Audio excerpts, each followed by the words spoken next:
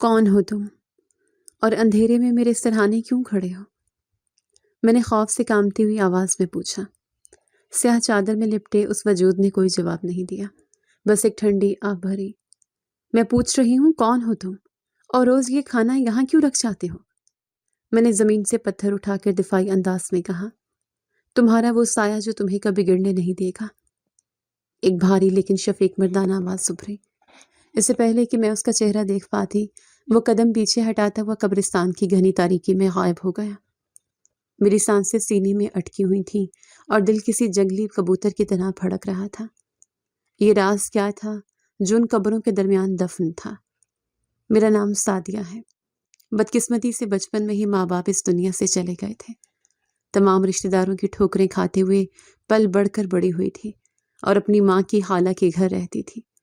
اماں کی خالہ کی وفات کے بعد ان کی اولاد مجھے نوکرانی سے زیادہ حیثیت نہ دیتی تھی۔ ان کی تمام بہوئیں مجھے جوتے کی نوک پر رکھتیں، سارے کام کرواتی اور لاکھ باتیں سناتی تھیں۔ میں مجبور تھی وہاں رہنے کے لیے، کیونکہ میرا اس دنیا میں کوئی اور ٹھکانہ نہیں تھا۔ سعدیہ، یہ صحن ابھی تک صاف کیوں نہیں ہوا؟ کیا سارا دن سوتی رہتی ہو؟ بڑی ممانی نے صبح سویرے ہی مجھ پر چیختے ہوئے کہا۔ جی ممانی جان، میں رات کے برتن دھو رہی تھی، ابھی صحن بھی صاف کر دیتی ہوں۔ میں نے ڈرتے ہوئے سر جھکا کر جواب دیا۔ جلدی ہاتھ چلاؤ، تمہارا باپ یہاں کوئی خزانہ چھوڑ کر نہیں گیا جو ہم تمہیں مفت کی روٹیاں توڑنے کے لیے بٹھا کر رکھیں گے۔ انہوں نے حقارت سے مجھے گھورا اور اندر چلی گئی۔ میری آنکھوں میں آنسو آ گئے، لیکن میں نے انہیں جلدی سے صاف کیا اور جھاڑو اٹھا لیا۔ یہ میری روز کی روٹین تھی۔ گھر کا سارا کام کرنے کے باوجود مجھے 2 وقت کی روٹی بھی تانوں کے ساتھ ملتی تھی۔ چھوٹی ممانی کا رویہ بھی کچھ کم تلخ نہیں تھا۔ سعدیہ، میرے کپڑے استری کر کے میرے کمرے میں رکھ دینا، اور دھیان رہے استری زیادہ گرم نہ ہو، پچھلی بار تم نے میرا سوٹ جلا دیا تھا۔ چھوٹی ممانی نے اپنے ناخن تراشتے ہوئے حکم دیا۔ جی ممانی جان، میں بہت دھیان سے کروں گی، میں نے فرما برداری سے کہا۔ وقت یوں ہی گزرتا رہا اور میں کم عمری میں ہی جوانی کی دہلیز پر قدم رکھ چکی تھی۔ میرے حسن اور جوانی نے میرے لیے مزید مصیبتیں کھڑی کر دی تھیں۔ گھر کے مردوں کی نظریں بھی مجھ پر اٹھنے لگی تھیں، جس کا احساس ممانیوں کو بھی ہو گیا تھا۔ ایک دن میں نے انہیں کمرے میں باتیں کرتے سنا۔ اس لڑکی کا اب کچھ کرنا پڑے گا، جوان ہو گئی ہے، کل کو کوئی اونچ نیچ ہو گئی تو ہماری بدنامی ہوگی۔ بڑی ممانی نے تشویش بھرے لہجے میں کہا، ہاں تم ٹھیک کہہ رہی ہو، میرے پاس ایک رشتہ ہے، عمر تھوڑی زیادہ ہے لیکن کھاتا پیتا آدمی ہے، اسے وہاں بیاہ دیتے ہیں، ہماری جان چھوٹے گی۔ چھوٹی ممانی نے مشورہ دیا۔ یہ سن کر میرے قدم وہیں جم گئے۔ میری قسمت کا فیصلہ کیا جا رہا تھا اور مجھ سے پوچھنے کی بھی زحمت نہیں کی گئی۔ شام کو جب سب گھر والے بیٹھے تھے تو بڑی ممانی نے مجھے بلایا۔ سعدیہ، ہم نے تمہاری شادی طے کر دی ہے، اگلے ہفتے تمہارا نکاح ہے، تیاری کر لو۔ ممانی نے فیصلہ کن انداز میں کہا، جیسے کوئی معمولی سی بات بتا رہی ہوں۔ ممانی جان، اتنی جلدی؟ اور وہ کون ہے؟ میں تو انہیں جانتی بھی نہیں۔ میں نے روتے ہوئے منت کی۔ تمہیں جاننے کی ضرورت بھی نہیں ہے، ہم نے جو فیصلہ کیا ہے وہ تمہارے حق میں بہتر ہے، چپ چاپ مان لو، ورنہ اس گھر کے دروازے تمہارے لیے ہمیشہ کے لیے بند ہو جائیں گے۔ ممانی نے سختی سے مجھے ڈانٹا۔ میرے پاس کوئی چارہ نہیں تھا۔ میں نے اپنے آنسو پی لیے اور خاموشی سے اپنے کمرے میں چلی گئی۔ شادی کا دن بھی آ گیا، نہ کوئی رسم ہوئی نہ کوئی خوشی منائی گئی۔ ایک سادہ سے جوڑے میں مجھے نکاح کے بعد رخصت کر دیا گیا۔ مجھے ایسا لگ رہا تھا جیسے کوئی بوجھ گھر سے اتارا گیا ہو۔ سسرال میں قدم رکھا تو میری ساس دروازے پر کھڑی تھی۔ ان کی نظروں میں میرے لیے کوئی اپنائیت نہیں تھی۔ انہوں نے مجھے اوپر سے نیچے تک دیکھا اور منہ بنا لیا۔ یہ نحیف سی لڑکی میرے بیٹے کے کیا کام آئے گی؟ رنگ روپ ہی سب کچھ نہیں ہوتا، کام کاج بھی آنا چاہیے۔ ساس نے حقارت بھرے لہجے میں کہا، ماں جی، یہ میری بیوی ہے اور اب اس گھر کی عزت ہے، آپ کو اس کا احترام کرنا ہوگا۔ میرے شوہر نے میرا ہاتھ تھامتے ہوئے مضبوط اور دو ٹوک لہجے میں کہا۔ میں نے چونک کر اپنے شوہر کی طرف دیکھا۔ وہ مجھ سے عمر میں دگنے تھے، لیکن ان کی آواز میں میرے لیے جو تحفظ تھا اس نے مجھے حیران کر دیا تھا۔ ساس نے غصے سے ہمیں دیکھا لیکن اپنے بیٹے کے سامنے کچھ نہ کہہ سکی۔ تم اندر چلو سعدیہ، تمہیں تھکاوٹ ہو رہی ہوگی۔ میرے شوہر نے نرمی سے مجھ سے کہا، اور مجھے کمرے میں لے آئے۔ کمرے میں آ کر میں پلنگ کے کونے پر سمٹ کر بیٹھ گئی۔ میرے دل میں خوف تھا کہ نہ جانے میرے ساتھ کیا سلوک ہوگا، لیکن میرے شوہر نے میرے پاس آ کر بہت شفقت سے میرے سر پر ہاتھ رکھا۔ میں جانتا ہوں تم کن حالات سے نکل کر یہاں آئی ہو، لیکن اب تمہیں کسی چیز سے ڈرنے کی ضرورت نہیں ہے۔ میں ہمیشہ تمہارے ساتھ کھڑا ہوں۔ انہوں نے انتہائی محبت بھرے لہجے میں مجھے تسلی دی۔ آپ واقعی مجھے کبھی اکیلا نہیں چھوڑیں گے؟ میں نے روحان سی آواز میں پوچھا۔ کبھی نہیں، تم میری ذمہ داری ہو اور میری زندگی کا سب سے خوبصورت حصہ ہو۔ انہوں نے مسکراتے ہوئے میرا ہاتھ اپنے ہاتھوں میں لے لیا۔ ان کی اتنی محبت پا کر میں اپنے سارے دکھ درد بھول گئی تھی۔ انہوں نے واقعی میرا حد سے زیادہ خیال رکھنا شروع کر دیا۔ وہ مجھے بالکل چھوٹے بچوں کی طرح چاہتے تھے، میرے ہر آرام اور خوشی کا خیال رکھتے تھے۔ صبح سویرے جب میں کچن میں ناشتہ بنانے جاتی تو ساس اپنے تانوں کا تیز چلانے شروع کر دیتی۔ دیکھو تو کیسے نخرے دکھاتی ہے، جیسے کوئی ملکہ ہو۔ جلدی ہاتھ چلاؤ، میرے بیٹے کو کام پر جانا ہے۔ ساس نے غصے سے کہا۔ جی ماں جی، میں بس چائے چھان رہی ہوں، میں نے جلدی سے چائے کپوں میں نکالتے ہوئے کہا۔ اسی وقت میرا شوہر کچن میں آ گیا۔ ماں جی، آپ صبح صبح سعدیہ پر کیوں غصہ کر رہی ہیں؟ وہ اتنی محنت سے سب کام کر رہی ہے۔ شوہر نے ناراضگی سے اپنی ماں کو ٹوکا۔ میں تو بس اسے جلدی کام کرنے کا کہہ رہی تھی، تو خواہ میری باتوں کا برا مان رہا ہے۔ ساس نے فوراً اپنا لہجہ نرم کرتے ہوئے صفائی دی۔ سعدیہ، تم ناشتہ لے کر کمرے میں آ جاؤ، ہم وہیں کھائیں گے۔ شوہر نے مجھ سے کہا اور کچن سے باہر نکل گئے۔ ان کے جانے کے بعد ساس نے مجھے غضبناک نظروں سے دیکھا، لیکن میں خاموشی سے ناشتہ لے کر کمرے میں چلی گئی۔ میں شوہر کی محبت پا کر ہر کام خوشی خوشی کرتی تھی۔ ساس کی ڈانٹ اور ان کا برا سلوک بھی مجھے محسوس نہیں ہوتا تھا، کیونکہ میرا شوہر ہر جگہ میرے ساتھ کھڑا ہوتا تھا۔ میرے شوہر سے چھوٹے ان کے 2 بھائی تھے جو شادی شدہ تھے، اور میری 2 نندیں تھیں۔ گھر میں ایک بھاری بھرکم خاندانی نظام تھا جس میں مجھے اپنی جگہ بنانی تھی۔ میرے شوہر نے پہلے ہی دن سب پر واضح کر دیا تھا کہ میری عزت سب پر لازم ہے۔ دیکھو بھابھی، تم اس گھر کی بڑی بہو ہو، لیکن اس کا مطلب یہ نہیں کہ تم ہم پر حکم چلاؤ۔ میری درمیانی دیورانی نے ایک دن کپڑے دھوتے ہوئے مجھے تانا دیا۔ میں نے تو کبھی تم پر حکم چلانے کی کوشش نہیں کی، میں تو بس اپنا کام کر رہی ہوں۔ میں نے شائستگی سے جواب دیا۔ زیادہ بھولی بننے کی ضرورت نہیں ہے، ہمیں سب پتہ ہے تم نے ہمارے جیٹھ کو اپنے قابو میں کر رکھا ہے۔ چھوٹی دیورانی نے بھی بحث میں حصہ لیا۔ کیا ہو رہا ہے یہاں؟ میرے شوہر کی کڑکدار آواز گونجی۔ وہ نہ جانے کب گھر آ گئے تھے۔ دونوں دیورانیاں ان کی آواز سن کر سہم گئیں۔ کچھ نہیں بھائی جان، ہم تو بس بھابھی سے بات کر رہے تھے، درمیانی دیورانی نے گھبراتے ہوئے کہا۔ میں نے تم دونوں کی باتیں سنی ہیں، آئندہ اگر میں نے کسی کو بھی اپنی بیوی سے اس لہجے میں بات کرتے سنا تو مجھ سے برا کوئی نہیں ہوگا۔ میرے شوہر نے انتہائی غصے سے انہیں تنبیہ کی۔ دونوں سر جھکا کر وہاں سے کھسک گئی۔ میں نے تشکر بھری نظروں سے اپنے شوہر کو دیکھا۔ تمہیں ان سے ڈرنے کی ضرورت نہیں ہے، جب تک میں زندہ ہوں کوئی تمہاری طرف آنکھ اٹھا کر بھی نہیں دیکھ سکتا۔ انہوں نے میرے پاس آ کر نرمی سے کہا۔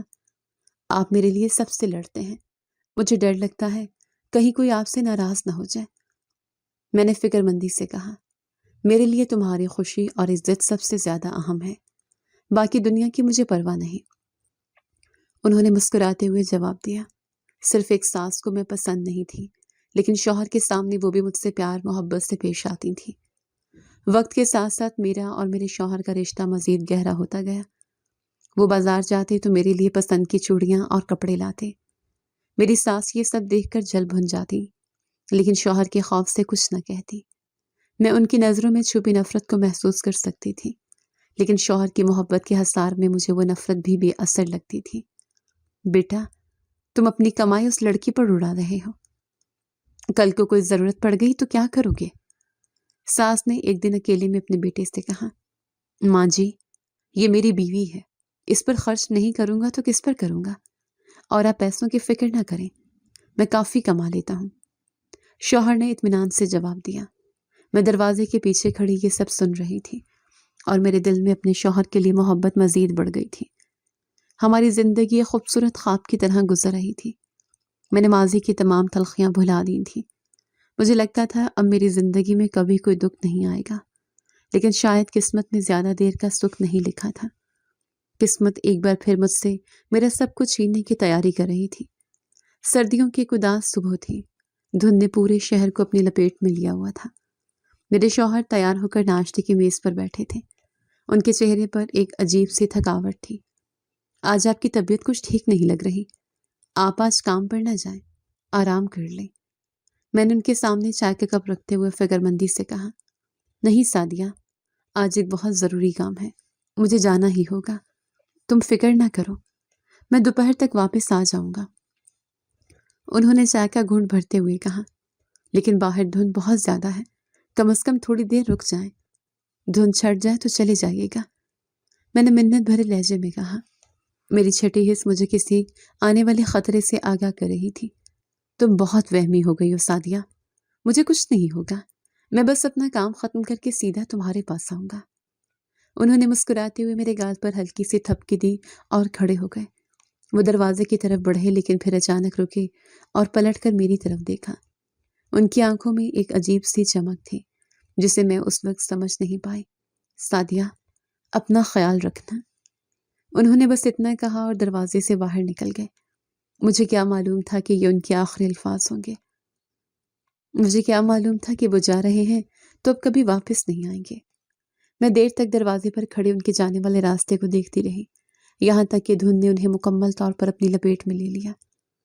دوپہر ڈھل چکی تھی اور سورج کی کرنیں مدھم پڑ رہی تھیں، لیکن دروازے پر ان کی دستک سنائی نہیں دی تھی۔ میرے دل کی بے چینی ہر گزرتے لمحے کے ساتھ بڑھتی جا رہی تھی۔ میں نے کئی بار دروازے تک جا کر گلی میں جھانکا، لیکن ہر بار مایوسی ہی ہاتھ آئی۔ ساس صحن میں بیٹھی مالا جپ رہی تھی اور ان کی نظریں بار بار میری طرف اٹھ رہی تھیں۔ کیا کچے دھاگے کی طرح ادھر ادھر گھوم رہی ہو؟ جا کر دوپہر کا کھانا لگاؤ، مجھے بھوک لگ رہی ہے۔ ساس نے مالا ہاتھ میں روک کر کرخت لہجے میں مجھے حکم دیا۔ ماں جی، وہ ابھی تک نہیں آئے، مجھے بہت گھبراہٹ ہو رہی ہے، بس وہ آ جائیں تو میں کھانا لگا دیتی ہوں۔ میں نے ہاتھ ملتے ہوئے پریشانی سے جواب دیا، مردوں کے کام ہوتے ہیں، کوئی تمہاری طرح ویلی تھوڑی ہے جو سارا دن گھر بیٹھا رہے۔ جاؤ میرا کھانا لاؤ۔ انہوں نے غصے سے مجھے گھورا اور دوبارہ مالا جپنے لگی۔ میں بوجھل قدموں کے ساتھ کچن کی طرف بڑھ گئی، لیکن میرا ذہن مسلسل ان کی طرف اٹکا ہوا تھا۔ ابھی میں نے روٹیاں ہاٹ پاٹ میں رکھی ہی تھیں کہ اچانک باہر گلی میں ایک شور سمجھ گیا۔ لوگوں کی اونچی آوازیں اور قدموں کی آہٹیں میرے کانوں سے ٹکرائیں۔ میرے ہاتھ سے چمٹا گر گیا اور ایک انجانا خوف میرے پورے جسم پر حاوی ہو گیا۔ میں دیوانہ وار بھاگتے ہوئے دروازے کی طرف گئی۔ ساس بھی اپنی جگہ سے اٹھ کھڑی ہوئی تھی۔ دروازہ کھلا تو سامنے محلے کے کچھ لوگ اور میرے شوہر کے ساتھ کام کرنے والے 2 آدمی کھڑے تھے۔ ان کے چہرے اترے ہوئے تھے اور آنکھوں میں عجیب سی ویرانی تھی۔ کیا ہوا ہے؟ تم لوگ ایسے کیوں کھڑے ہو؟ میرے سرتاج کہاں ہیں؟ میں نے دروازے کے چوکھٹ کو مضبوطی سے پکڑتے ہوئے لرزتی ہوئی آواز میں پوچھا۔ بہن جی، اللہ کی مرضی کے آگے کسی کا زور نہیں چلتا۔ کارخانے میں ایک بھاری مشین ان کے اوپر گر گئی تھی۔ ان میں سے ایک آدمی نے نظریں جھکا کر انتہائی دکھی لہجے میں بات مکمل کی۔ مجھے ایسا لگا جیسے کسی نے میرے پیروں تلے سے زمین کھینچ لی ہو۔ میرا سانس سینے میں ہی اٹک گیا، کانوں میں سائیں سائیں کی آوازیں گونجنے لگیں اور آنکھوں کے سامنے اندھیرا چھا گیا۔ نہیں، ایسا نہیں ہو سکتا، وہ صبح مجھے کہہ کر گئے تھے کہ وہ جلدی واپس آئیں گے، تم جھوٹ بول رہے ہو۔ میں نے چیختے ہوئے اپنا سر نفی میں ہلایا اور دھاڑے مار کر رونے لگی۔ اسی لمحے گلی کے نکھر سے ایک ایمبولینس نمودار ہوئی اور اس کے سائرن کی آواز نے میرے آخری یقین کو بھی توڑ دیا۔ محلے کے لوگ ایک اسٹریچر کو اٹھا کر اندر لائے جس پر سفید چادر سے ڈھکا ایک وجود تھا۔ ساس نے جیسے اس چادر کو ہٹایا اور اپنے بیٹے کا خون آلود چہرہ دیکھا، وہ وہی زمین پر گر کر پچھاڑیں کھانے لگی۔ میرا شیر بیٹا مجھے چھوڑ کر چلا گیا، ہائے میں لٹ گئی، میری تو دنیا ہی اجڑ گئی۔ ساس نے اپنے بال نوچتے ہوئے آسمان کی طرف دیکھ کر دہائی دی۔ میری دونوں نندیں اور دیورانیاں بھی روتی پیٹتی باہر آ گئیں۔ گھر میں ایک کوہرام مچ گیا۔ میں اسٹریچر کے پاس گھٹنوں کے بل گر گئی اور ان کا سرد ہاتھ اپنے ہاتھوں میں لے لیا۔ آپ نے تو کہا تھا کہ آپ ہمیشہ میرے ساتھ کھڑے رہیں گے، مجھے اکیلا چھوڑ کر کیوں چلے گئے؟ اب میں کس کے سہارے جیوں گی؟ میں نے ان کے سینے پر سر رکھ کر روتے ہوئے شکوہ کیا، لیکن وہاں کوئی دھڑکن نہیں تھی جو مجھے تسلی دیتی۔ اس کے جانے کے بعد میری زندگی کیسے ہوگی میں یہ بہت اچھے سے جانتی تھی، لیکن اس وقت شوہر کی جدائی میں بالکل ٹوٹ چکی تھی۔ مجھے اپنے ارد گرد کی کوئی ہوش نہیں تھی۔ لوگ آ رہے تھے، جا رہے تھے، تعزیت کر رہے تھے، لیکن میں ایک پتھر کے مجسمے کی طرح ان کی میت کے پاس بیٹھی تھی۔ میری تو اپنی زندگی مجھ سے چھن گئی تھی۔ جنازہ اٹھنے کا وقت آیا تو مجھے یوں محسوس ہوا جیسے میری روح میرے جسم سے نکالی جا رہی ہو۔ میں نے دیوانہ وار ان کی چرپائی کو پکڑ لیا۔ انہیں مت لے کر جاؤ، میں ان کے بغیر مر جاؤں گی، مجھے بھی ان کے ساتھ ہی دفن کر دو۔ میں نے چیخ چیخ کر لوگوں کو روکنے کی کوشش کی، لیکن عورتوں نے مجھے زبردستی پیچھے کھینچ لیا۔ وہ چلے گئے اور میں اس بڑے سے گھر میں بالکل تنہا رہ گئی۔ ابھی شوہر کی وفات کو 3 دن ہی گزرے تھے۔ یہ 3 دن میں نے پانی کا ایک گھونٹ بھی حلق سے نیچے نہیں اتارا تھا۔ میں بس اسی کمرے کے کونے میں بیٹھی رہتی جہاں ہم نے ساتھ وقت گزارا تھا۔ میری آنکھوں سے آنسو خشک ہو چکے تھے اور میں خلاؤں میں گھورتی رہتی تھی۔ تیسرے دن کلخوانی ختم ہونے کے بعد تمام رشتہ دار اپنے گھروں کو لوٹ گئے۔ شام کا اندھیرا پھیل رہا تھا جب میری ساس میرے کمرے کے دروازے پر آ کر کھڑی ہو گئی۔ ان کی آنکھوں میں آنسوں کی جگہ اب ایک شدید قسم کی نفرت تھی۔ تو منحوس ہے، تیری منحوست پہلے تیرے ماں باپ کو نکل گئی اور اب تو نے میرے بیٹے کو کھا لیا۔ ساس نے انگلی کا اشارہ میری طرف کرتے ہوئے زہر آلود لہجے میں کہا۔ میں نے چونک کر ان کی طرف دیکھا۔ ان کے الفاظ نشتر بن کر میرے دل میں چبھ رہے تھے۔ ماں جی، آپ یہ کیا کہہ رہی ہیں؟ وہ تو میری کل کائنات تھے، میں بھلا ان کے ساتھ ایسا کیسے کر سکتی ہوں؟ میں نے ہاتھ جوڑ کر روتے ہوئے اپنی صفائی پیش کی۔ چپ کر جا ڈائن، مجھ سے زبان لڑاتی ہے۔ جب سے تو اس گھر میں آئی ہے میرے بیٹے پر نظر لگ گئی تھی۔ میری ساس نے آگے بڑھ کر میرے کندھے کو جھنجھوڑتے ہوئے غصے سے کہا۔ میں چپ چاپ ان کا سخت رویہ سنتی رہی۔ میں جانتی تھی کہ وہ بھی اسے دکھ سے گزر رہی ہیں جس سے میں گزر رہی تھی۔ میں نے سوچا کہ شاید غصے اور صدمے کی وجہ سے وہ ایسا کہہ رہی ہیں، لیکن میں غلط تھی۔ تمام گھر والوں کا سلوک میرے ساتھ یکسر بدل گیا تھا۔ اگلی صبح میں صحن میں بیٹھی تھی کہ میری دونوں دیورانیاں وہاں آ گئیں۔ ان کے چہروں پر ایک عجیب سی حقارت تھی۔ ماں جی، اگر یہ منحوس اس گھر میں رہی تو اس کی منحوسیت ہمارے شوہروں کو بھی کھا جائے گی، اسے یہاں سے نکالیں۔ میری بڑی دیورانی نے ساس کے پاس کھڑے ہو کر انتہائی تنزیہ اور خوفزدہ لہجے میں کہا۔ ہاں ماں جی، اس کے تو قدم ہی بھاری ہیں، ہم اپنے بچوں اور شوہروں کی زندگی اس کی وجہ سے خطرے میں نہیں ڈال سکتے۔ چھوٹی دیورانی نے بھی اس کے ہاں میں ہاں ملاتے ہوئے میرا جینا حرام کر دیا۔ تم لوگ کیسی باتیں کر رہی ہو؟ میں نے تم لوگوں کا کیا بگاڑا ہے؟ میرے تو سر کا سایہ چھن گیا ہے، تم لوگ میرے زخموں پر نمک کیوں چھڑک رہی ہو؟ میں نے سسکتے ہوئے زمین پر بیٹھ کر ان سے رحم کی بھیک مانگی۔ تو نے ہمارے بڑے بھائی کو کھا لیا، اب ہم تجھے یہاں برداشت نہیں کر سکتے۔ میرے بڑے دیور نے کچن سے باہر آتے ہوئے انتہائی تلخ لہجے میں فیصلہ سنایا۔ ان کی باتیں سن کر میرے ہوش اڑ گئے۔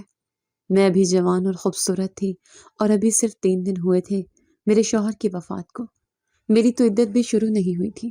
نکل جا میرے گھر سے، اس سے پہلے کہ میں تجھے دھکے مار کر باہر نکالوں۔ ساس نے میرے بازو سختی سے پکڑ کر مجھے کھینچتے ہوئے کہا۔ خدا را ماں جی، مجھے مت نکالیں، میرے پاس جانے کے لیے کوئی جگہ نہیں ہے، میرا تو کوئی میکا بھی نہیں ہے، میں کہاں جاؤں گی؟ میں نے ان کے قدموں میں گر کر گڑ گڑاتے ہوئے التجائیں کی۔ جہاں مرضی جا، جہنم میں جا، لیکن میرے گھر سے دفع ہو جا۔ ساس نے مجھے ٹھوکر مار کر خود سے دور کیا اور دروازے کی طرف دھکیلا۔ میری دیورانیوں نے آگے بڑھ کر مجھے بازو سے پکڑا اور صحن سے گھسیٹتے ہوئے باہر گلی کی طرف لے گئی۔ میں روتی رہی، چیختی رہی، لیکن ان کے دلوں میں ذرا برابر رحم نہیں آیا۔ مجھے کم از کم عدت تو پوری کرنے دیں، میں ایک کونے میں پڑی رہوں گی، آپ لوگوں سے روٹی بھی نہیں مانگوں گی، بس مجھے چھت دے دیں۔ میں نے دروازے کی چوکھٹ کو مضبوطی سے پکڑ لیا اور آنسوں سے بھیگے چہرے کے ساتھ منت کی۔ تیری کوئی عدت نہیں ہے، اس گھر میں تیرا، اس گھر سے اب کوئی رشتہ نہیں رہا۔ دیور نے آگے بڑھ کر میرے ہاتھ چوکھٹ سے چھڑائے اور مجھے زوردار دھکا دے کر گلی میں گرا دیا۔ دروازہ میرے منہ پر زور سے بند کر دیا گیا۔ میں گلی کی مٹی میں گری ہوئی تھی۔ محلے کی عورتیں اور مرد اپنے دروازوں پر کھڑے میرا تماشا دیکھ رہے تھے۔ دیکھو تو، ساس نے بہو کو گھر سے نکال دیا، بیچاری کا شوہر بھی ابھی مرا ہے۔ ایک پڑوسن نے سرگوشی کرتے ہوئے دوسری سے کہا۔ بھائی جان، آپ ہی کچھ کہیں ماں جی کو، مجھے گھر میں رہنے دیں، میں کہاں جاؤں گی اس حال میں؟ میں نے ایک بزرگ پڑوسی کے پاس جا کر ہاتھ جوڑتے ہوئے کہا۔ بیٹی، ہم کسی کے گھریلو معاملے میں کیا بول سکتے ہیں؟ تم اپنے کسی رشتہ دار کے پاس چلی جاؤ۔ پڑوسی نے نظریں چراتے ہوئے اپنا دامن چھڑایا اور اپنے گھر کا دروازہ بند کر لیا۔ کوئی بھی مجھے میرے گھر میں جگہ دلوانے کے لیے راضی نہیں تھا۔ محلے والے بس تماشا دیکھ رہے تھے۔ کسی کے دل میں خدا کا خوف نہیں تھا۔ میں خالی ہاتھ اپنے سسرال کے گھر میں آئی تھی اور آج خالی ہاتھ ہی اس گھر سے نکلی تھی۔ جس گھر میں شوہر کی لاڈلی بن کر جیتی تھی، اسی گھر سے مجھے دھتکار کر نکال دیا گیا تھا۔ میں یتیم تھی، میرا کوئی میکہ نہیں تھا جہاں میں چلی جاتی۔ وہ خالہ زاد ممانیوں کا گھر تھا جہاں سے مجھے جان چھڑا کر نکالا گیا تھا۔ وہاں واپس جانے کا تو سوال ہی پیدا نہیں ہوتا تھا۔ میں گلیوں میں روتی بلکتی پھر رہی تھی۔ شام کا وقت ہو رہا تھا اور اندھیرا گہرا ہوتا جا رہا تھا۔ میں نے سر پر دوپٹہ اچھی طرح اوڑھ لیا اور بے مقصد چلتی رہی۔ کوئی سہارا نہیں تھا جہاں جا کر اپنا سر چھپا لوں۔ بھوک، پیاس اور صدمے کی وجہ سے میرے قدم لڑکھڑا رہے تھے۔ بازار کے قریب سے گزرتے ہوئے وہاں کھڑے کچھ لوارا مردوں کی گندی نظریں مجھ پر پڑی۔ ارے او حسینہ، اتنی رات گئے اکیلی کہاں جا رہی ہو؟ آؤ ہم تمہیں تمہاری منزل تک پہنچا دیں۔ ایک شخص نے پان تھوکتے ہوئے انتہائی غلیظ لہجے میں مجھ پر فکرہ کسا۔ لگتا ہے گھر والوں سے لڑ کر آئی ہے ہمارے پاس۔ آجا، ہم بہت پیار سے رکھیں گے۔ دوسرے نے کہکا لگاتے ہوئے میرے قریب آنے کی کوشش کی۔ ان کی درندگی بھری نظریں اور جملے سن کر میرے جسم میں خوف کی ایک لہر دوڑ گئی۔ میں جوان اور خوبصورت تھی اور معاشرے کی ان بھیڑیوں کے لیے ایک کھلا شکار تھی۔ میں نے اپنی رفتار تیز کر دی اور وہاں سے بھاگنا شروع کر دیا۔ ارے بھاگتی کہاں ہو؟ رک تو جا، ایک شخص میرے پیچھے دوڑتے ہوئے چلایا۔ میں اپنی عزت کو بچاتے ہوئے اندھا دھند بھاگ رہی تھی۔ میری سانسیں پھول رہی تھی اور قدموں میں چھالے پڑ گئے تھے۔ بھاگتے بھاگتے مجھے سامنے ایک بڑی سی دیوار اور لوہے کا پرانا دروازہ نظر آیا۔ یہ شہر کا قدیم قبرستان تھا۔ مجھے کچھ اور سمجھ نہیں آیا اور میں تیزی سے اس دروازے کے اندر داخل ہو گئی۔ وہاں اندھیرا تھا اور چاروں طرف خاموشی چھائی ہوئی تھی۔ دور دور تک بس کچی پکی قبریں تھیں۔ میں نے پیچھے مڑ کر دیکھا تو وہ لوگ قبرستان کے دروازے تک آ کر رک گئے تھے اور اندر آنے کی ہمت نہیں کر پا رہے تھے۔ میں نے اللہ کا شکر ادا کیا اور قبرستان کے اندرونی حصے کی طرف چل پڑی۔ مجھے ڈر نہیں لگ رہا تھا کیونکہ باہر کی دنیا کے زندہ انسانوں سے مجھے زیادہ خوف محسوس ہو رہا تھا۔ میں ان راستوں کو جانتی تھی کیونکہ ابھی 3 دن پہلے ہی تو میں اپنے شوہر کو یہاں چھوڑ کر گئی تھی۔ میں چلتی رہی یہاں تک کہ میں اس قبر کے پاس پہنچ گئی جہاں کی مٹی ابھی تک تازہ تھی۔ وہاں وہ شخص دفن تھا جو مجھے اس دنیا میں سب سے زیادہ محبت کرتا تھا۔ میں اس کی قبر کے سرہانے گر پڑی اور اس تازہ مٹی کو اپنے ہاتھوں میں بھر لیا۔ کیوں مجھے چھوڑ کے چلے گئے تم نے تو کہا تھا ہمیشہ میرا ساتھ دو گے۔ دیکھو، تمہارے بعد میرا کوئی سہارا نہیں رہا۔ تمہارے اپنوں نے مجھے دھکے مار کر نکال دیا۔ میں نے قبر پر سر رکھ کر روتے ہوئے انتہائی کربناک لہجے میں شکوہ کیا۔ روتے روتے میری سسکیاں پورے قبرستان کی خاموشی کو چیر رہی تھیں۔ مجھے ایسا لگ رہا تھا جیسے میرا سینہ پھٹ جائے گا۔ تمہیں تو خبر بھی نہیں کہ تمہاری سعدیہ در در کی ٹھوکریں کھا رہی ہے۔ باہر لوگ مجھے نوچنے کو تیار کھڑے ہیں۔ مجھے بھی اپنے پاس بلا لو، میں اس ظالم دنیا میں نہیں جی سکتی۔ میں نے مٹی کو چومتے ہوئے التجائیں کی۔ قبرستان بالکل سنسان تھا۔ ہوائیں چل رہی تھیں اور درختوں کے پتے سرسلا رہے تھے، لیکن مجھے وہاں سے ذرا بھی وحشت محسوس نہیں ہو رہی تھی کیونکہ میرا واحد سہارا، میرا محافظ وہاں دفن تھا۔ مجھے اس مٹی سے اپنے شوہر کی خوشبو آ رہی تھی جس نے مجھے ایک عجیب سا سکون بخشا۔ میں اس کی قبر کے قریب بیٹھے بیٹھے روتے روتے نہ جانے کب نیند کی وادیوں میں کھو گئی۔ اس ویران قبرستان میں اس تازہ قبر کے سرہانے ہی اب میرا گھر تھا۔ صبح کی روشنی نے میرے پلکوں پر دستک دی تو میں نے بوجھل آنکھیں کھولی اور رات کی سردی نے میرے وجود کو سن کر دیا تھا۔ میں مٹی پر پڑی تھی، نظر سامنے گئی تو شوہر کی قبر تھی۔ میں اٹھی اور قبر پر ہاتھ رکھا۔ تمہارے پاس کتنی پرسکون نیند آئی مجھے لگتا ہے تم نے ساری رات مجھ پر پہرا دیا ہے۔ میں نے قبر کی مٹی کو چومتے ہوئے عقیدت سے کہا۔ میرا گلا سوکھ کر کانٹا ہو رہا تھا، پیٹ میں شدید درد اٹھا کیونکہ 3 دن سے کچھ کھایا پیا نہیں تھا۔ میں نے سر اٹھایا تو میری نظر قبر کے سرہانے پڑی چیزوں پر گئی۔ وہاں ایک صاف کپڑے میں لپٹی ہوئی روٹی، سالن اور پانی کی بوتل رکھی تھی۔ میں حیران رہ گئی، یہ سب یہاں کون رکھ گیا اس ویرانے میں جہاں دن کے وقت بھی کوئی نہیں آتا؟ میں نے ارد گرد نظریں دوڑاتے ہوئے خود کلامی کی۔ قبرستان میں دور دور تک کوئی پرندہ بھی پر نہیں مار رہا تھا۔ भूख ने मेरे होश उड़ा रखे थे। दुख जितना भी हो, जिस्म को जीने के लिए ग़िज़ा की ज़रूरत होती है। मैंने कांपते हाथों से वो कपड़ा खोला। सालन की खुशबू ने मेरी भूख मज़ीद चमका दी। शायद अल्लाह ने किसी बंदे के दिल में रहम डाल दिया और वो ये खाना यहाँ छोड़ गया। मैंने आसमान की तरफ देखा और शुक्र अदा किया और रोटी का पहला नवाला तोड़ा।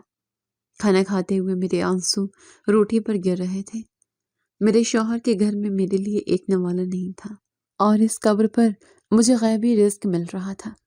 देखो, तुम्हारे जाने के बाद तुम्हारे घर वालों ने मुझे पानी का एक घूंट नहीं दिया और यहाँ किसी अनजान ने मेरा पेट भर दिया। मैंने शौहर की कब्र से मुखातिब होते हुए दुख भरे लहजे में शिकवा किया। खाना खाकर मेरे जिस्म में थोड़ी जान आई। दिन का उजाला फैल चुका था। मैंने कब्रिस्तान के कोने में लगे नलके से मुंह धोया।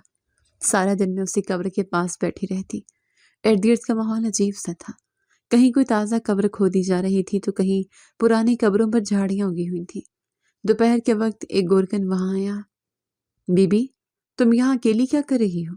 अपने घर जाओ, ये जगह औरतों के रुकने की नहीं है। गोरकन ने मेरे पास से गुजरते हुए हैरत और सख्ती से पूछा। मेरा कोई घर नहीं है बाबा जी। मेरा जो कुछ था वो इस मिट्टी के नीचे दफन हो गया। मैंने उसकी तरफ देखे बगैर स्पाट लहजे में जवाब दिया। देखो बीबी, ये कब्रिस्तान है। रात को यहाँ का माहौल ठीक नहीं होता। जाओ किसी रिश्तेदार के पास चले जाओ। उसने मुझे समझाने की कोशिश करते हुए अपने कांधे पर रखा फावड़ा दुरुस्त किया। मेरे रिश्तेदारों ने ही मुझे घर से निकाला है। मैं यहाँ से कहीं नहीं जाऊंगी। आप अपना काम करें। मैंने सख्त और दो टोक अल्फाज में उसे वहां से जाने का इशारा किया। तुम्हारी मर्जी बीबी, मेरा काम समझाना था। कल को कोई मसला हुआ तो मुझे न कहना। वो बुड़बुड़ाता हुआ वहां से चला गया। मैंने दोबारा अपना ध्यान कब्र की तरफ कर लिया। मुझे न रात का खौफ महसूस होता न दिन का। मेरे अंदर का मौत का खौफ को भी बेमैनी कर गया था। रात हुई तो मैं फिर उसी पोजीशन में कब्र के सरहाने सर रख कर लेट गई। आंखें बंद थी लेकिन नींद कोसों दूर थी। ठंडी हवाएं मेरे जिस्म को चीर रही थी। मैं सर्दी से कांप रही थी। अचानक मुझे ऐसा महसूस हुआ जैसे किसी ने बहुत नरमी और शफकत से मेरे सर पर हाथ फेरा हो। वो लम्स इतना मायूस और मेहरबान था कि मेरी सारी थकन दूर हो गई। कौन हो तुम जो अंधेरे में मेरी तन्हाई का साथी बन रहे हो? मैंने नींद के खुमार में डूबी आवाज में पूछा। किसी ने कोई जवाब नहीं दिया और मैं नींद की गहरी वादियों में उतर गई। अगली सुबह जब मेरी आंख खुली तो मैंने चौंक कर इधर उधर देखा। कोई नहीं था, लेकिन मेरे सरहाने आज फिर ताज़ा खाना और पानी रखा था। उसके साथ एक मोटी गर्म चादर भी थी ताकि मैं रात की सर्दी से बच सकूं। ये चादर कौन लाया मेरे लिए? मैंने चादर को हाथों में पकड़कर हैरत से जायजा लिया। वो चादर बिल्कुल नई और गर्म थी। मैंने इसे कंधों पर डाल लिया। सर्दी का एहसास खत्म हो गया। तुम जो भी हो, अल्लाह तुम्हें इस नेकी का अजर दे। तुमने मुझ लावारिस को सर्दी में ठठरने से बचा लिया। मैंने चादर को सीने से लगाते हुए रोते हुए दुआ दी। ये सिलसिला अब रोज का मामूल बन गया था। मैं सारा दिन कब्र पर गुजारती। सुबह उठकर कब्र की मिट्टी को हाथ से बराबर करती, उस पर पानी का छिड़काव करती। जब सूरज गरूब होता और अंधेरा छाने लगता तो मुझे उस अनजाने लम्स का इंतजार होने लगता। हर रात जब मैं सोती तो कोई आता मेरे सर पर प्यार देता और सुबह के लिए खाना रख कर चला जाता। मुझे समझ नहीं आती कि ये सब कैसे हो रहा है। मैंने एक दिन दीवार की तरफ मुंह करके सोचते हुए खुद से बात की। कई दिन गुजर गए। मेरी भूख और सर्दी का तो इंतजाम हो गया था, लेकिन अब मेरे जहन में एक नया तूफान उठ रहा था।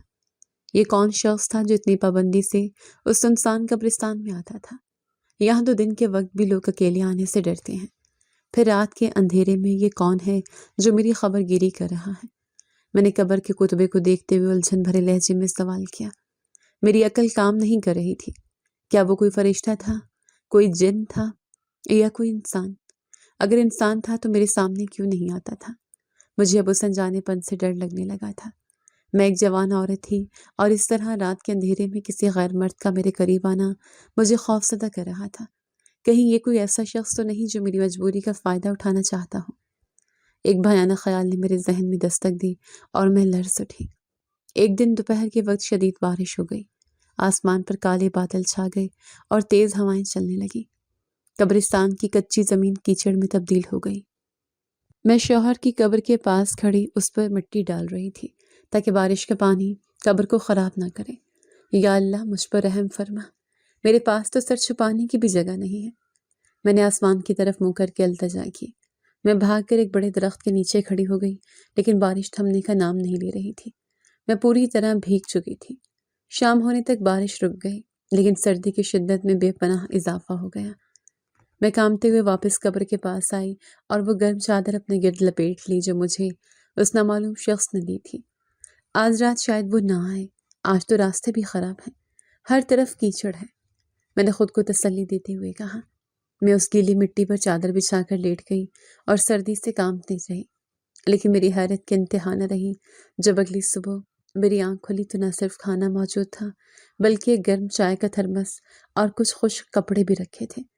یہ انسان ہے اور اسے میری ہر ضرورت کا اندازہ ہے، لیکن یہ سامنے کیوں نہیں آتا؟ میں نے تھرمس سے گرم چائے کپ میں نکالتے ہوئے حیرانی اور خوف کے ملی جلی تاثرات کے ساتھ سوچا۔ چائے کی گرمی نے میرے جسم میں جان ڈال دی، لیکن میرے دماغ میں اٹھنے والے سوالات کی تپش کو کم نہ کر سکی۔ خشک کپڑے پہن کر مجھے قدرے سکون ملا۔ میں اس کپڑے لانے والے کے بارے میں سوچنے لگی۔ وہ کوئی غریب نہیں ہو سکتا تھا جو اتنے اچھے کپڑے اور تھرمس چھوڑ کر گیا تھا۔ میں اس طرح کب تک یہاں پڑی رہوں گی اور کب تک اس غیبی مدد کے سہارے جیوں گی؟ مجھے پتہ لگانا ہوگا کہ یہ کون ہے۔ میں نے مٹھیاں بھینچتے ہوئے ایک فیصلہ کن انداز میں کہا۔ تجسس نے میرے اندر ڈیرے ڈال لیے تھے۔ میں نے ہر صورت اس رات سے پردہ اٹھانے کی ٹھان لی۔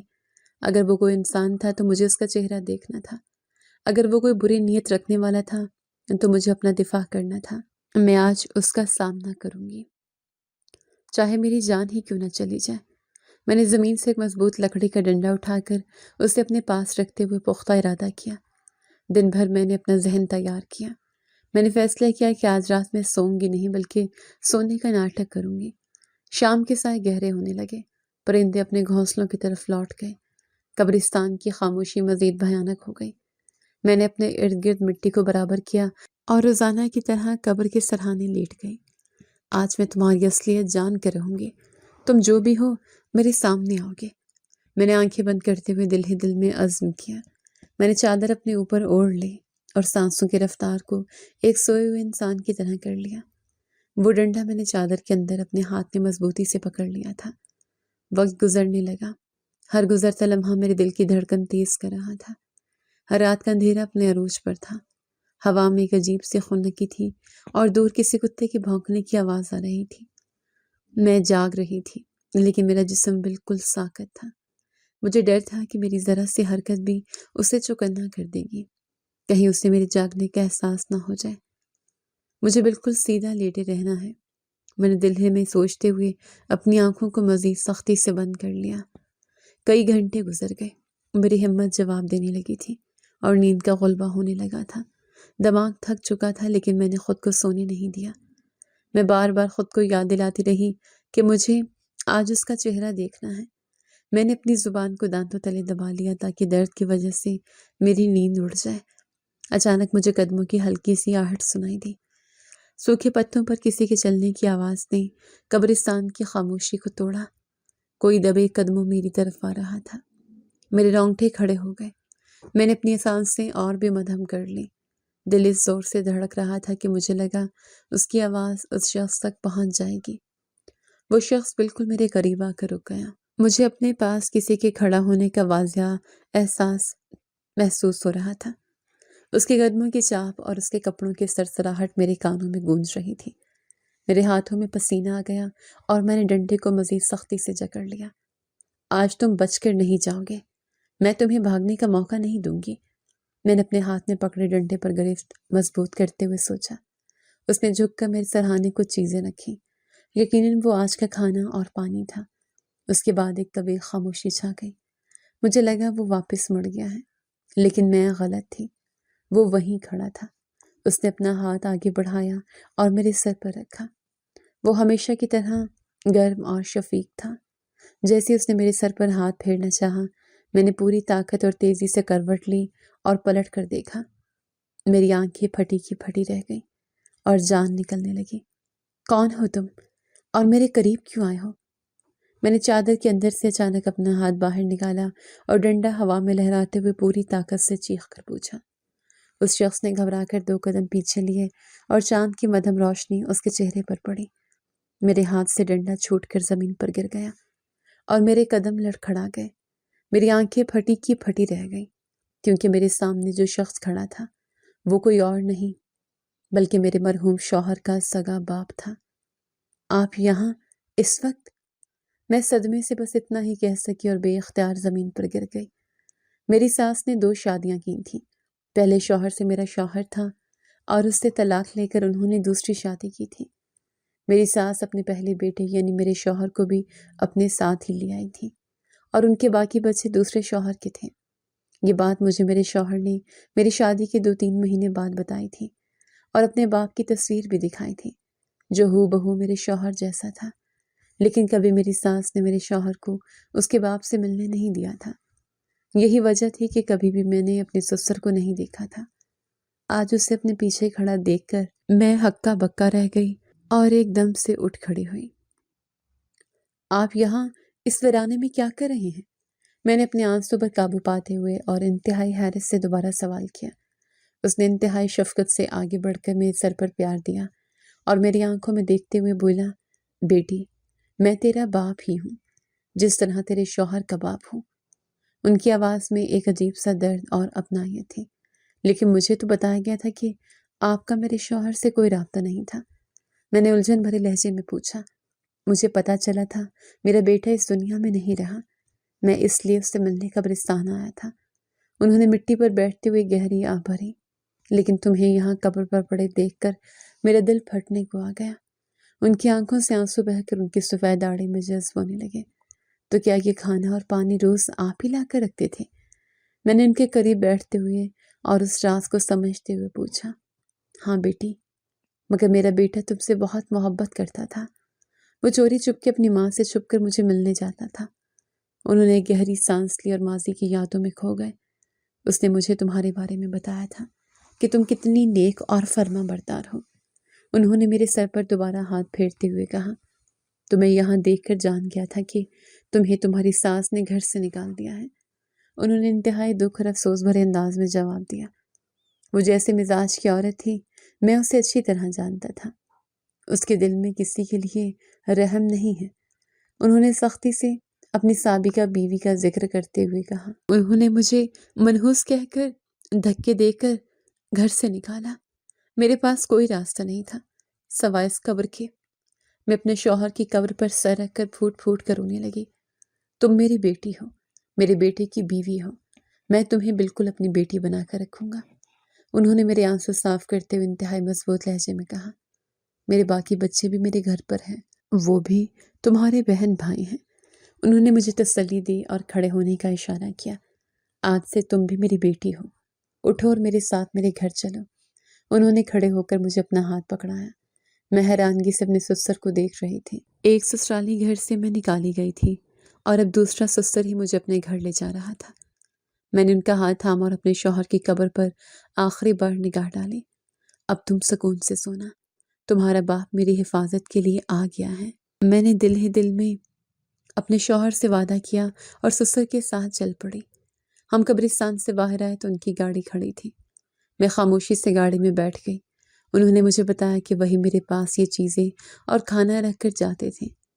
वो कब्रिस्तान में बेटे की कब्र पर आए थे।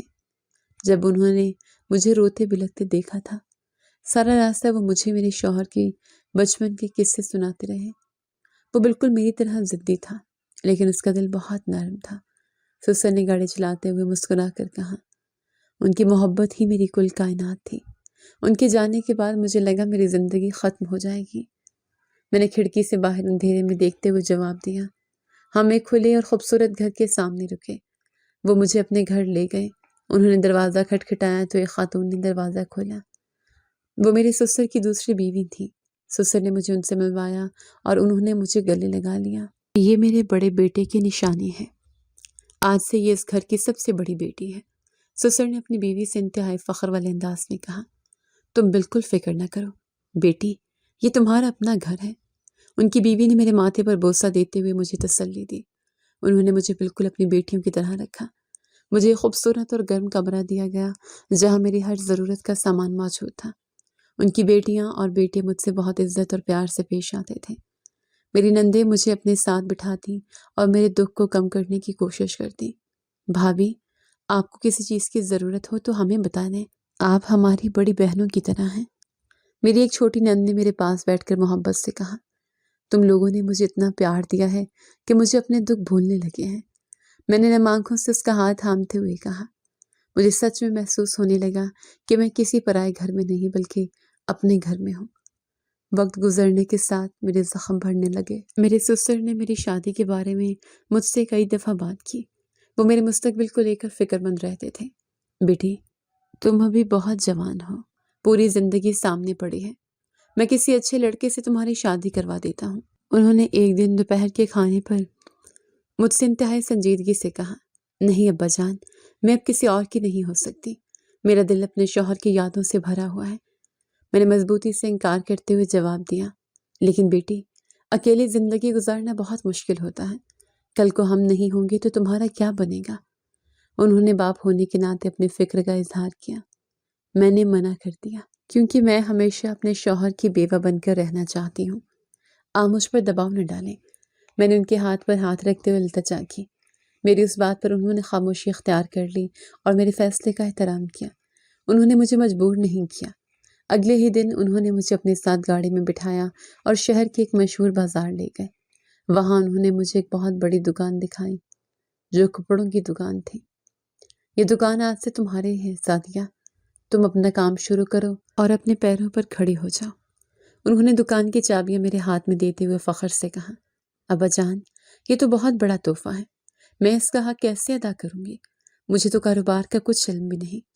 میں خوشی اور حیرت سے چابیوں کو دیکھتے ہوئے بولی، یہ تمہارا حق ہے بیٹی، تم بس محنت کرو اور مجھے ثابت کرو کہ میری بیٹی کسی سے کم نہیں۔ میں تمہیں سارا کام سکھاؤں گا۔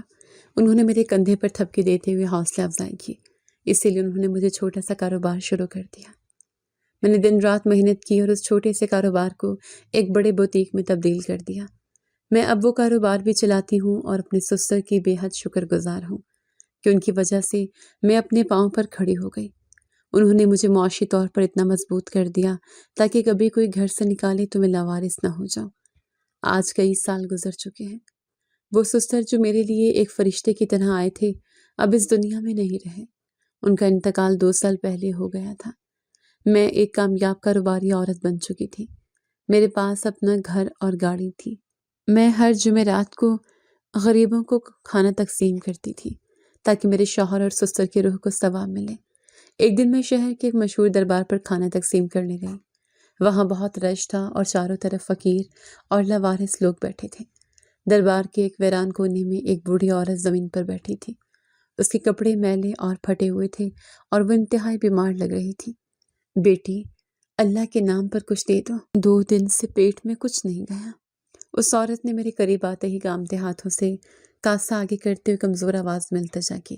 میں نے جیسے اسے کھانا دینے کے لیے اس کا چہرہ دیکھا، میرے قدم وہیں جم گئے اور میرے ہاتھ سے کھانے کا پیکٹ چھوٹ کر زمین پر گر گیا۔ ماں جی، آپ اور یہاں اس دربدر کی ٹھوکریں کھانے والی حالت میں؟ میں نے صدمے اور ناقابل یقین لہجے میں اسے پہچانتے ہوئے پوچھا۔ اس عورت نے چونک کر سر اٹھایا اور میری طرف دیکھا۔ اس کی دھنسی ہوئی آنکھوں میں اچانک خوف اور پھر گہری ندامت تھی۔ وہ کوئی اور نہیں بلکہ میری ظالم ساس تھی۔ سعدیہ، تم مجھے معاف کر دو، میں اپنے کیے کی سزا بھگت رہی ہوں۔ وہ میرے قدموں میں گر کر زاروں قطار روتے ہوئے چلانے لگی۔ جن بیٹوں اور بہوؤں کے لیے آپ نے مجھے منحوس کہہ کر گھر سے نکالا تھا، انہوں نے آپ کے ساتھ یہ سلوک کیوں کیا؟ میں نے اسے کندھوں سے پکڑ کر سختی سے اٹھاتے ہوئے دکھ بھرے لہجے میں پوچھا۔ میرے دوسرے شوہر کے بچوں نے دھوکے سے ساری جائیداد اور گھر اپنے نام کروا لیا اور مجھے سڑک پر پھینک دیا۔ ساس نے اپنا منہ چھپاتے ہوئے ہچکیوں کے درمیان سسکتے ہوئے جواب دیا، کیا ان دیورانیوں نے بھی آپ کا ساتھ نہیں دیا جو آپ کے ہر ظلم پر برابر کی شریک تھی؟